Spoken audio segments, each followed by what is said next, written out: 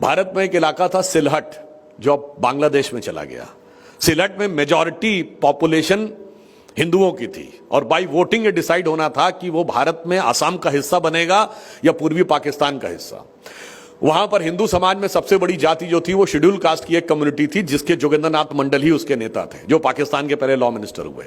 उन्होंने, जो आजकल भीम मीम कहा जाता है ना, उसमें आके उन्होंने कहा कि नहीं, मेरी जिन्ना से बात हो गई है और we will remain in with the side of Muslim League and then we will more flourish then the so called Hindu India which is emerging. और उन्होंने अपनी जाति का वोट डलवा दिया तो हिंदू वोट डिवाइड हो गया and Sylhet became part of Pakistan.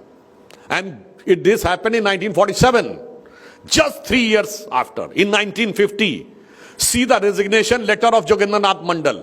वो पैथेटिक होके कहते हैं कि उन्हीं की जाति के लोगों के घरों में आकर गांवों में आग लगाई गई, लोगों को मारा गया, महिलाओं से बलात्कार हुआ और कहा गया एक ही रास्ता है, कन्वर्ट हो जाओ या कट जाओ।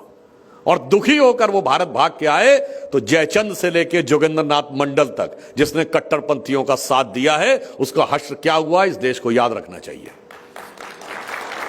तो फिर मैं एक बात कहूं कि कहनी है एक बात हमें इस देश के पहरेदारों से, संभल के रहना अपने घर में छिपे हुए गद्दारों से। जो जनरल बिपिन रावत ने 2.5 वॉर की गई थी। लास्ट में मैं कहना चाहता हूं, बी रेस्ट एश्योर्ड, इंडिया का टाइम आ गया है। जो प्रधानमंत्री जी ने कहा ना, यही समय है, सही समय है। कैसे? बड़े बड़े दिव्य महापुरुष कह के गए हैं।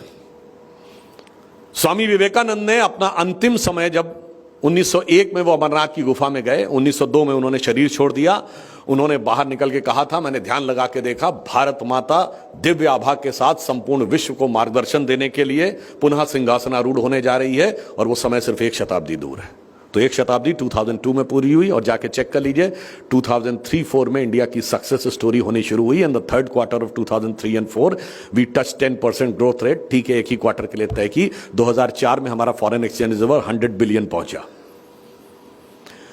श्री अरविंदो ने कहा था कि भारत एक महान संक्रमण काल से गुजर रहा है जो 175 साल का है, और इसमें यह शुरू से, जब ये 175 साल पूरे होंगे, इसके बाद इंडिया अपनी पीक की यात्रा प्रारंभ करेगा। और इस 175 साल के संक्रमण काल का उन्होंने प्रारंभ माना स्वामी रामकृष्ण परमहंस के जन्म से।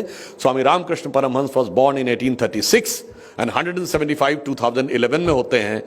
अब 2012 के बाद भारत में कुछ तो बदलाव दिखा था ना। इसका मतलब अब वो भारत की वो यात्रा शुरू हो गई है।